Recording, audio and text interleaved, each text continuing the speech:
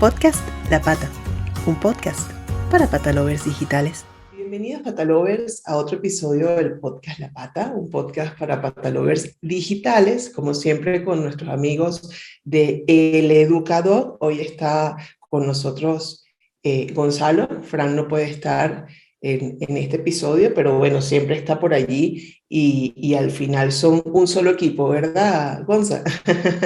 Por supuesto. Hoy no vamos a tener problemas con los turnos, eso seguro. Nada. Así que estoy seguro de que lo pasaremos bien. Eso Intentaremos sí. estar a la altura. Eso sí, como siempre. Tenemos un tema del que mucho se habla, pero hoy lo vamos a enfocar desde el punto de vista de los expertos, de los educadores y adiestradores caninos, y es el abandono animal, ¿no? Entonces vamos a tratar de ver que, sabiendo que es un tema negativo desde todo punto de vista, pues vamos a precisamente hablar de las consecuencias que tiene para el animal el abandono, pero desde el punto de vista de los que más saben del bienestar del animal, que son precisamente ustedes los educadores y adestradores caninos, ¿no? Entonces, ¿por qué este enfoque? Porque mucho se habla y se entiende del tema del maltrato, de físicamente lo que se le puede hacer al animal, de los traumas que tiene con los que llega al hogar o a buscar un hogar, pero hay que verlo, hay que verlo a profundidad, porque en el ser humano existen cosas que se están comprobando ya, como el terror hereditario, genético, que son cosas muy delicadas, y por qué no pensar que también en la especie del perro o del gato, que también lo abandonan mucho, pues puede existir algo similar, ¿no? Entonces, vamos a darle introducción al tema. Perfecto, perfecto. Pues mira, te comento un poco. En cuanto a las posibles consecuencias que pueden tener el abandono, lo primero que tenemos que hablar siempre son sobre las áreas de influencia que cualquier cosa suele tener, ¿no?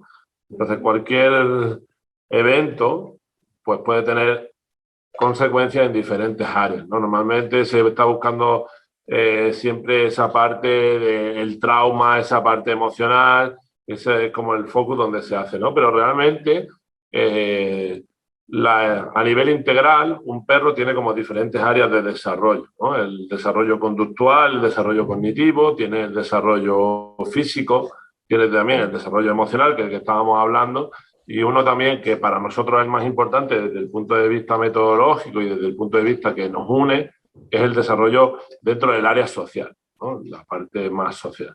Entonces, lo interesante es poder ver que tenemos que hacer un análisis integral de cualquier variable, en este caso un abandono, y cómo eso puede afectar en estas cuatro grandes áreas y cómo puede repercutir un área sobre el resto de áreas. Me explico. ¿Vale? Sí. Normalmente siempre pensamos en que el abandono pues, genera al perro un problema emocional, un trauma. ¿Vale? Y por supuesto, al final los perros son animales sociales y esta parte social que de la que se ve privada, de la que se ve que de repente hay un cambio drástico donde su figura de referencia ha desaparecido, es la que está generando un boom en las diferentes áreas. ¿Vale? Sí, Entonces, vemos que un problema social que es, he perdido mi figura de referencia, he perdido mi núcleo familiar, he perdido mi apoyo donde yo realmente he hecho mi mundo, genera pues un impacto en cada una de las otras áreas. ¿En qué puede influir en el resto de áreas? Pues en el área emocional, pues hay muchísimos problemas derivados de ahí, ¿no? El primero y el fundamental que normalmente se suele ver es aquel que está relacionado con los problemas de apego, ¿no? Es un perro que al final, cuando después del abandono recupera un núcleo familiar, recupera un sitio donde vuelve a sentirse cómodo, donde vuelve a sentirse como casa, se genera un apego muy fuerte, pero que se genera como un apego inseguro, o suele generarse, ¿vale? Entonces, ¿qué acaba pasando ahí? Pues que puede llegar a dar problemas dentro de lo que sería la ansiedad por separación, ¿no? Que es un problema de comportamiento muy extendido en diferentes familias y que realmente para mí es el peor de los problemas que puede tener un perro y una familia. ¿Por qué? Porque demuestra mucho estrés, ¿no? De parte del perro, que la está pasando mal al final. Claro, por un lado, demuestra mucho estrés. Ese estrés no es solo puntual, sino que es prolongado durante horas, porque al final cualquier familia necesita siempre salir Claro, a comprar el pan, salir a trabajar, salir a estudiar, salir a darse un paseo, hacer diferentes tipos de actividades. Entonces no es como, por ejemplo, un perro que cuando tiene un problema de agresión ve a un perro y se pone con un pico de estrés muy alto en ese momento, se va el perro y se acaba. No, a lo mejor eso puede durar 3, 4, 5 minutos, ¿vale? Pero un sí. perro con ansiedad por separación, por un problema de apego inseguro, se va a ver expuesto durante un tiempo prolongado y de manera continua a episodios realmente estresantes por la pérdida de ese núcleo una vez más, ¿vale? Porque estamos hablando de que este perro ha perdido el núcleo por el abandono, ha encontrado un núcleo familiar, una figura de referencia, una figura de apego, se ha generado un apego inseguro. Ese apego Sí, inseguro está generando esa ansiedad. te pierdo. A ver. A ver, que se cortó, no sé. Sí, que el apego inseguro está generando esa ansiedad. Esa Vale. ansiedad por separación, exacto. Ujú. Entonces, ¿qué es lo que tenemos que tener en cuenta? Pues que, vamos a ver, tenemos que tener en cuenta que muy probablemente nuestro perro que hemos adoptado porque ha sido abandonado, si ha sido abandonado y realmente ha sufrido un episodio traumático, es muy probable que se genere un vínculo muy fuerte, pero que ese vínculo muy fuerte no sea a través de un apego seguro, sino que sea un apego inseguro. Y por lo tanto, es importante que tengamos en cuenta estrategias para prevenir eso desde el primer día. Y ¿Vale? sobre todo, no solamente cuando lo adoptamos, sino también, como siempre hacemos, consejos para aquellos hogares que son casas de acogida, que son un hogar temporal, mientras que el perro encuentra ese hogar final. Eso también es importante. Claro, las casas de acogida al final se convierten en un núcleo que el perro no vuelve, que él no sabe que va a ser, que no va a ser definitivo. El perro por Eso. fin dice, ay, ya tengo un núcleo. Vale, y es súper importante realmente que esa adaptación de este perro de acogida, pues tenga en cuenta que luego puede volver a revictimizar lo que ya ha vivido, ¿no? Sí. Entonces, súper importante con este tipo de problemas, pues que desde un principio pues trabajemos zonas de referencia donde el perro aprenda a estar sin nosotros, donde el perro no tenga que estar todo el rato encima nuestra, donde no trabajemos todo el rato en base a generar a nivel emocional una intensidad, una excitación inducida cuando llego, cuando me voy. Buscar ser como lo más neutro posible, por supuesto siempre desde el afecto y tratando de atender a ese individuo que nos necesita en ese momento, pero siempre teniendo en cuenta que es muy probable que ese perro al final acabe buscando otro hogar y que pueda volver a revictimizar eso, ¿no? Y al final un perro con problemas de ansiedad por separación, por apegos inseguros, es un perro con muy pocas probabilidades de que la adopción pueda ser definitiva, porque es el Sí. problema que más afecta a los perros y a las familias, ¿vale? Yo siempre digo, al final acabamos siendo presos del perro, ¿no? Y es lo que más afecta en la calidad de vida, en la convivencia entre familias, entre vecinos, etcétera, etcétera. Entonces, sí que sería importante que tengamos en cuenta eso, que es una de las grandes consecuencias emocionales del abandono. Sí, ¿Vale? cuando Gonzalo se refiere a zonas de referencia, les recordamos Patalovers que de hecho lo hablamos normalmente en el podcast y se refiere a que como el perro pues es un animalito de madriera, él tiene cosas como lo que tengo aquí atrás, que los que lo están viendo en YouTube ven que es un transportín. Entonces, hay muchos mitos en torno al transportín y uno de esos, recuerdo que Fran, de hecho, que no estaba aquí con nosotros, en estos días publicó un post en El Educador León y hablaba de eso, ¿no? Del mito, porque hay veces que hay personas que tienen miedo y que dicen, ay, es que si lo coloco en un transportín, eso es como si fuera una jaula. No, todo lo contrario. El perro allí se siente seguro, se siente protegido, se siente tranquilo, minimiza toda esa parte del estrés, ¿no? Bueno, al final, una jaula es una jaula, igual que una casa es una jaula, ¿vale? Son cuatro paredes y una puerta que se cierra, ¿vale? Sí, La cuestión es que podemos hacer de nuestra casa un hogar o podemos hacer de nuestra casa realmente una jaula. eso. Entonces, igual, para los perros exactamente igual. Una zona de referencia que puede ser un transportín, pero no tiene por qué ser un transportín, puede ser una zona acotada en una habitación o en una Sí. zona de la casa o a cualquier sitio que al perro le genere precisamente eso que ya decías, calma, seguridad, previsibilidad, ¿vale? Ujú. Al final, para que eso sea así, tiene que haber un aprendizaje. Es decir, el perro realmente, nosotros tenemos que hacer una educación progresiva de cómo se hace que una zona de referencia gane ese valor. ¿Vale? Entonces, ahí nosotros eso lo tenemos protocolarizado de una manera muy clara dentro de nuestra metodología, ¿no? Cómo poder hacer que una jaula se convierta en algo con muchísimo valor, con un valor de calma, de reposo, de concentración, de relax, de seguridad. Y al final yo Ujú. siempre digo, pongo el ejemplo, ¿no?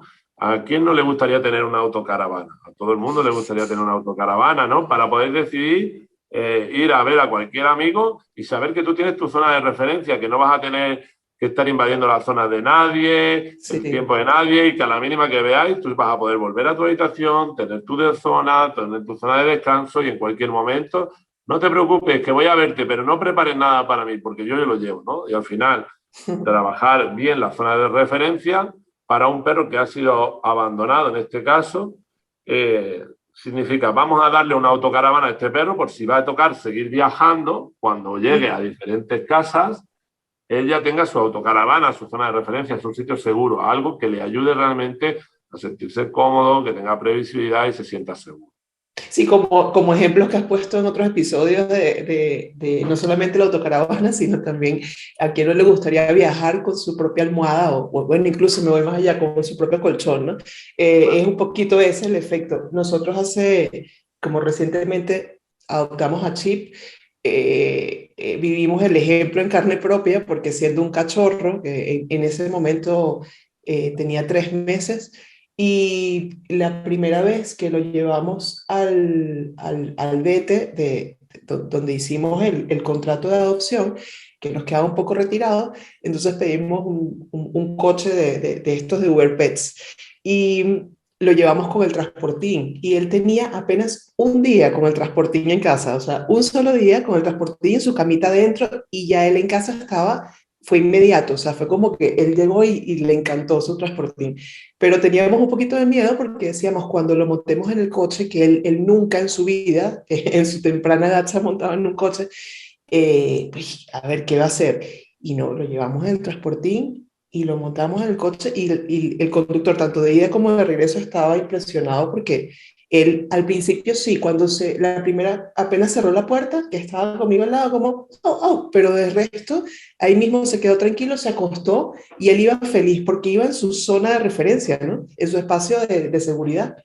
Claro, por un lado puede haber una parte aprendida, pero también hay una parte innata, ¿no? Esa parte que, como bien comentabas, no es la parte innata de los perros como animales de madriguera, de necesitar un espacio cerrado, tranquilo, Ujú. que sea realmente, por un lado, también apretado, es decir, no necesitamos un palacio, un perro, es decir, nosotros no necesitamos una cama de 5 metros, necesitamos una cama donde poder dormir y estar tranquilo, ¿no? Y que sea eso. Entonces, al final también esa parte innata a nivel etológico como a nivel de madriguera, que si lo coges a un perro a temprana edad, pues va a resultar muchísimo más sencillo que él de manera innata, de manera sin que tengamos que inducirle, el perro poco a poco o de manera o rápido diga, ay, este sitio me gusta, es lo que Sí, mi naturaleza me está pidiendo en este momento, ¿no? sí. Entonces, eso puede ser interesante, ¿no? En cuanto al tema de la prevención de apegos seguros, ¿no? Como una estrategia, después hay muchas más, ¿no? Ujú. Sobre todo, pues, que podamos Y realmente... que, Dime. sí, ¿y qué pasa con, yo sé que estás hablando obviamente de las cuatro aristas, pero ahorita nos enfocamos un poco en la parte del apego inseguro y de la ansiedad por separación.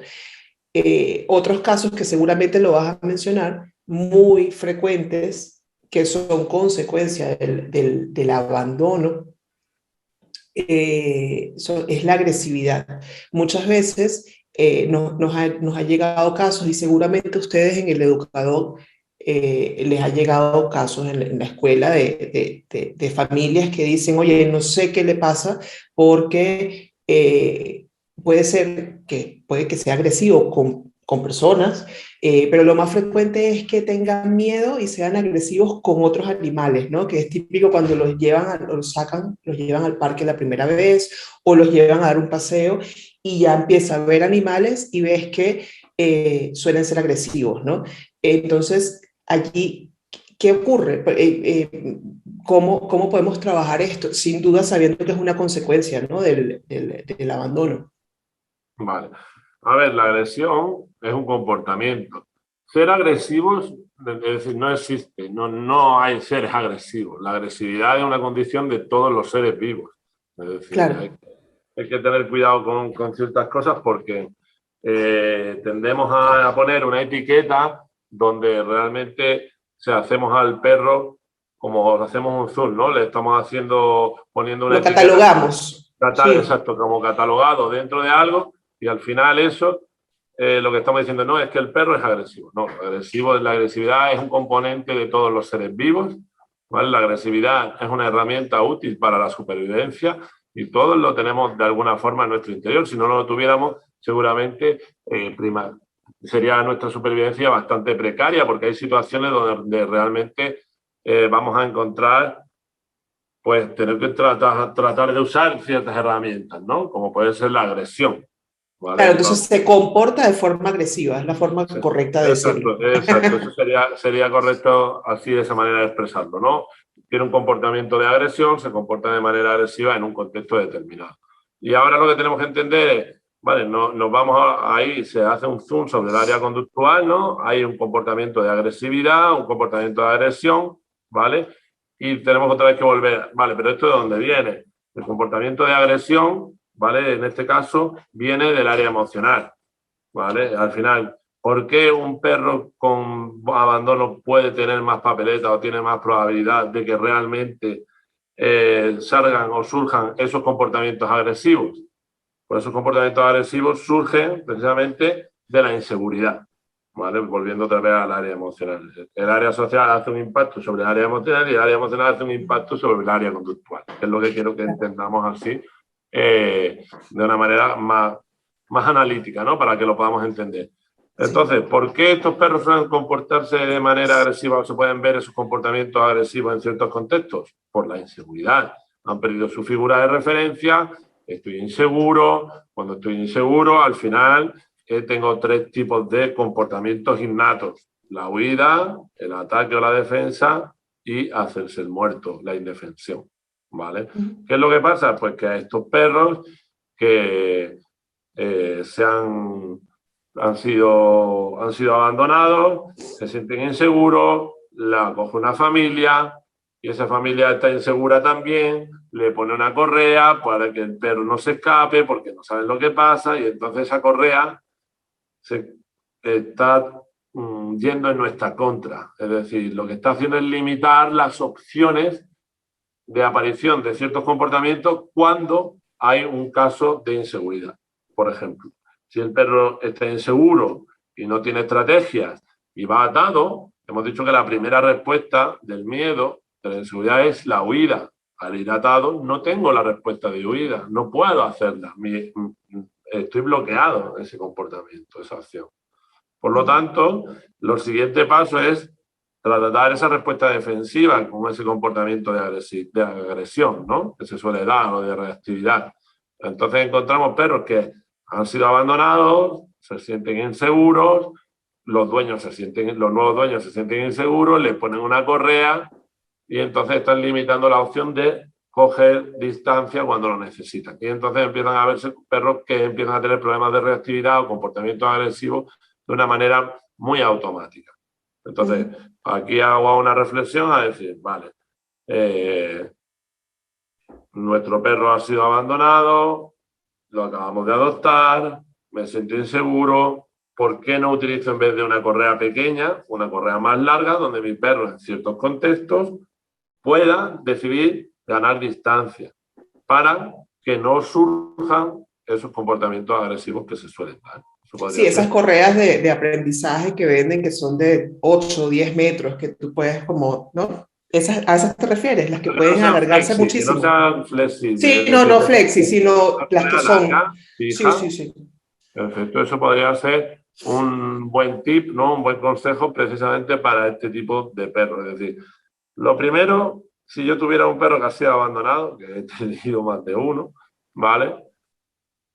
Intentaría buscarle un entorno seguro, es decir, donde no se pueda escapar, ¿vale? Y no tenerle que poner ninguna correa y que él solo, con mis movimientos, trate de seguirme, de estar conmigo y que me vea como una figura a la que seguir, moverse como algo de referencia. Puedo utilizar inductores como la comida, el juego, si lo necesitara, pero también simplemente los tonos emocionales, el afecto, las caricias pueden ayudar, ¿vale?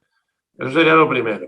Luego, cuando yo ya tengo un perro que sabe moverse conmigo en un entorno seguro, que donde no se puede escapar, lo segundo sería irse a la calle, a un entorno donde no hay tanta estimulación, ¿vale? Es decir, no lo llevéis al parque de perros de primera, ni a la ciudad en su máximo apogeo, ¿vale? Tratarlo de llevar a un entorno donde no haya mucha estimulación todo el rato de manera permanente, para que vosotros seáis algo más saliente y podáis otra vez volver a hacer ese mismo ejercicio. Con una correa larga, pues el perro se va para un lado, tú te vas para otro, te dirige muy bien, y te vas cambiando todo el rato las direcciones para el perro, enseñarle que si necesita cualquier cosa, en cualquier entorno, tú estás ahí, tú estás ahí, tú estás ahí, tú estás ahí, ¿vale? Y así el perro aprende a moverse contigo. Y luego ya a partir de ahí, pues podremos presentarle escenarios donde ya tenga la estimulación que vaya a tener en su día a día. Ciudad, coche, bici, personas, perros, etcétera, etcétera. Y ahí jugar con la misma estrategia. Es decir, yo ya te he enseñado algo, ahora esto que te he enseñado te lo presento en otro contexto. Si tienes algún problema ya sabes a lo que recurrir y después de esta bola un poquito más grande, si te he enseñado algo y el contexto es nuevo, ya sabes a lo que recurrir. Una correa larga, un guía, una persona que le va a ayudar a resolver el conflicto, que no va a ser un problema añadido. Que lo que acaba pasando aquí es que como los dueños, los nuevos propietarios, las personas que han adoptado al perro, no tienen estrategias, pues al final llevan al perro a un contexto, el perro se comporta en ese contexto de una manera agresiva. ¿Por qué? Porque hay una situación aversiva para él y los dueños lo que hacen es corregir al perro, reñir al perro, castigar al perro, por su falta de recursos, que yo lo entiendo. Pero al final el perro se enfrenta a una situación aversiva con los perros del entorno y a una situación aversiva con sus nuevos propietarios. ¿Qué opción le queda al perro? Elegir entre una situación aversiva y otra situación aversiva. ¿Qué va a salir? Pues lo innato, que es la respuesta defensiva. Entonces, creo que ahí se han dado bastantes consejos importantes a la hora de qué empezar a hacer para prevenir, por un lado, como hemos visto antes, la ansiedad por separación, pero también esos comportamientos agresivos que se suelen dar con personas, con perros, ¿vale? Y de qué manera nosotros podemos ayudarle al perro y de qué manera nos podemos comportar para realmente ser un guía resolutivo. Sí, vale.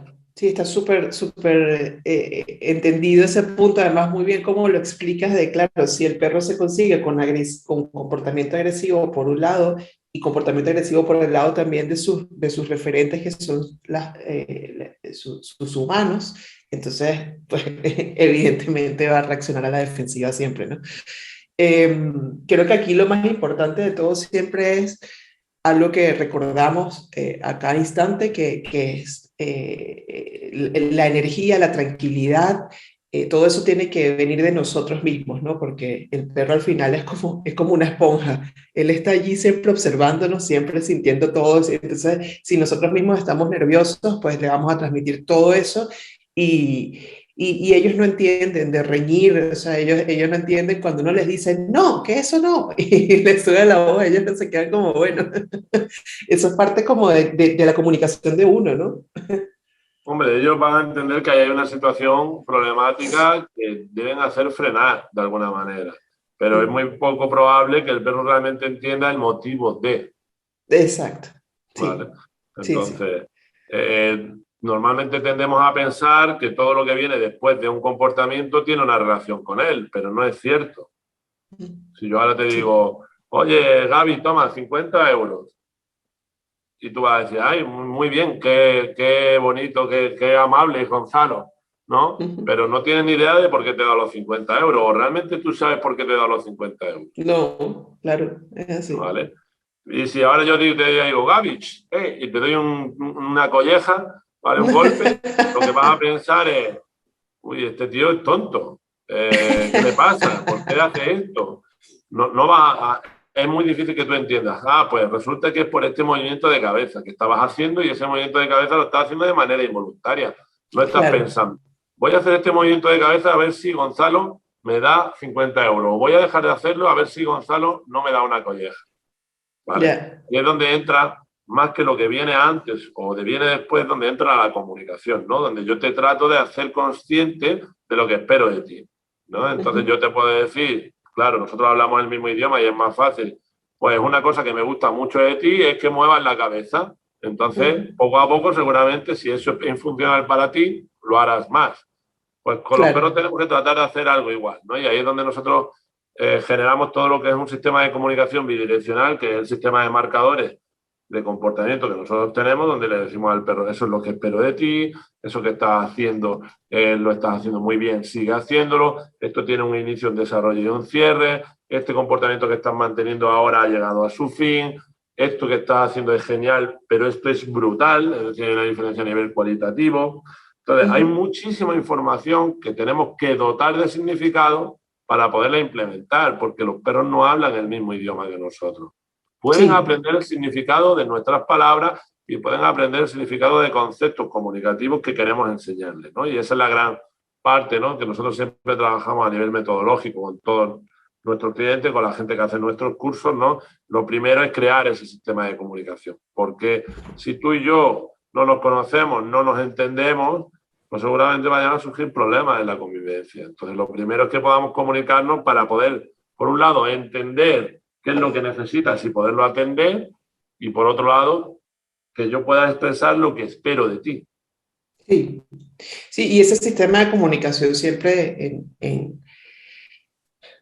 como en la parte más cotidiana, para que cómo lo entendemos nosotros, ¿no? Los que no somos educadores caninos, está basado como en ese refuerzo positivo, en ese, ok, esto es lo que espero de ti, lo estás haciendo bien, y tú ahí vas, ¿no? Entonces es como y es el juego de no perder la paciencia y mucha repetición en eso, es como, vamos, vamos, vamos, y así ya delata, ¿no? Una cosa con la otra. Bueno, al final no se trata de un tema, eso es otro mito dentro de la educación canina, ¿no? El mito de con paciencia y con tiempo. Sí, paciencia y tiempo lo necesitamos para todo, pero yo siempre me hacen una pregunta, ¿no? En los cursos, ¿no? Que es, ¿cuánto tiempo tarda a tu perro en enseñarle esto o aquello? ¿No? Y yo siempre respondo lo mismo, que depende de lo bien que se lo explique. Si te lo explico bien, lo entenderás rápido. Si te lo explico mal, probablemente nunca lo entiendas. O sea, que puede que a la primera entienda algo y todo está en tus dotes comunicativos, en sí lo explicas realmente bien. Sí, puede darse, puede darse. Vale. Lo que pasa es que dentro de lo que entienda, luego hay muchas variables. Por ejemplo, si queremos enseñarle a un perro a sentarse, primero puede ser sentarse, después que se siente rápido, después que se siente bien, después que se siente de una manera precisa, después que se siente solo cuando lo dices, después que se siente que no se siente cuando dices un montón de cosas y que se siente solo cuando lo dices. Es decir, después los criterios van avanzando y por lo tanto requiere de una comunicación, ¿no? Por eso nosotros siempre trabajamos con todos nuestros cursos las bases muy grandes a nivel comunicativo, porque luego ese perro va a poder aprender cualquier cosa muy rápido. Es decir, eso es lo primero, ¿no? Y en un contexto de un perro abandonado, que es de la que hablamos hoy, lo primero es generar ese sistema de comunicación con él para, como digo, poder entender y atender lo que él necesita y poder expresar lo que nosotros necesitamos de él. Sí, sí. ¿Y qué pasa para ir cerrando también el tema del abandono? Quizás no se ha descubierto nada hasta ahora, ¿no? Pero sí me pregunto, ¿qué pasa existen razas que normalmente son abandonadas por el tema de la práctica de la caza, que son, como sabemos, pues, los galgos, los bodegueros, los podencos, son como razas bastante susceptibles a este tema del abandono por la actividad de la caza. ¿Existe o pudiese hablarse en esta evolución del perro como especie y luego de las razas no lo sé, como empecé el episodio, que se están haciendo estudios y se está demostrando que en el ser humano existe esta, em, este terror genético, que se ha hecho estudios en nietos de sobrevivientes del Holocausto, por ejemplo, y se ha visto cómo ya desde el vientre materno tú puedes heredar ansiedad y una cantidad de cosas por lo que has vivido.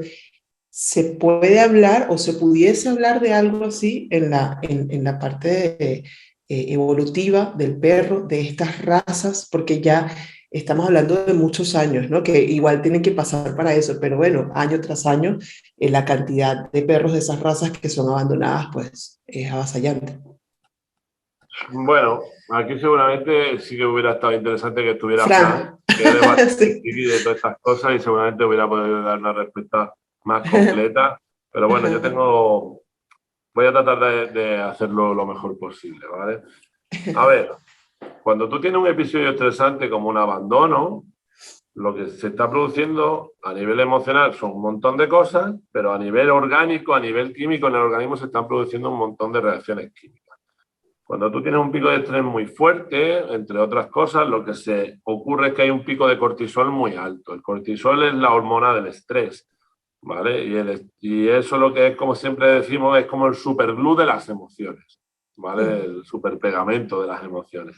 Entonces, si tú estás en un episodio donde has sido abandonado, estás en la calle, has perdido tu referencia, tienes miedo, estás inseguro, no solo te sientes así, sino que a nivel fisiológico tu cuerpo está segregando un montón de sustancias químicas, entre otras cosas el cortisol. ¿Qué es lo que pasa ahí? Pues que el cortisol va pegando, como hemos dicho, el superglue, todas las posibles asociaciones emocionales que puedan darse. Y si eso se prolonga durante mucho tiempo, eso puede acabar generando en lo que se llaman problemas de estrés crónico, que pueden acabar generando problemas de ansiedad.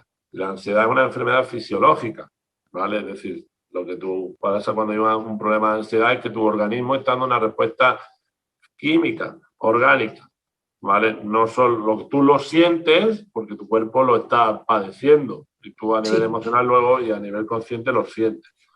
¿Qué es lo que pasa ahí? Que si tú tienes una prolongación de este estrés y se acaba generando un estrés residual y crónico permanente y se acaba generando un problema de ansiedad, pues tú estás generando en tu cuerpo una serie de sustancias químicas que, si en ese momento resulta que ese perro es una hembra, ¿vale? Y entra en celo y hay un macho que le da, ¿vale? Y tiene durante todo el exceso pues esos picos de estrés tan fuertes y ese nivel de cortisol tan alto en el organismo, entre otras sustancias, como digo, pues a nivel de lo que es el periparto, es decir, lo que hay antes, durante y después del parto, tú estás gestando como hembra en un estado fisiológico alterado por sustancias químicas, como en este caso podría ser el cortisol, ¿vale? ¿Qué es lo que Claro. acaba pasando? Que, por supuesto, si alrededor del parto estamos encontrando unos niveles basales de estas sustancias en el organismo demasiado altos, lo que más puede pasar es que después en la generación que está sacando a la luz, es decir, la camada, pues haya una influencia. ¿Por qué? Pues porque durante el periparto, es decir, durante antes, durante y después del parto, yo sigo generando, la hembra sigue generando estrés crónico, ¿vale? Estrés residual y por los niveles de cortisol, entre otras cosas, están muy altos. Entonces, esos Claro. individuos pueden llegar ya a nacer con una tendencia muy alta a ser muy irascible, muy nervioso, muy sensible, y que ya ellos incluso puedan nacer con unos niveles de cortisol más elevados de lo que debería. Si eso se prolonga generación tras generación, ¿vale? Pues al final podría llegar a pasar que se generarían individuos o razas más sensibles, más miedosas, más con problemas de apego. Pues podría llegar a pasar. Podría ser. Uh-huh. Podría llegar a pasar. Pero bueno, básicamente el origen sería eso, ¿no? El origen. Sería eso. Sí. Sí, bueno, porque igual hay una parte, hay un componente muy elevado fisiológico allí, ¿no? Vale, perfecto. Sí, es algo que debemos estar atentos, ¿no? Porque al final pudiese pasar. Entonces ya vemos que no es ilógico pensarlo y sí puede haber un argumento para que ocurra. Bueno, yo no sé, Gonzalo, si tienes algo más que agregar en torno a este tema del abandono desde el punto de vista de la educación canina.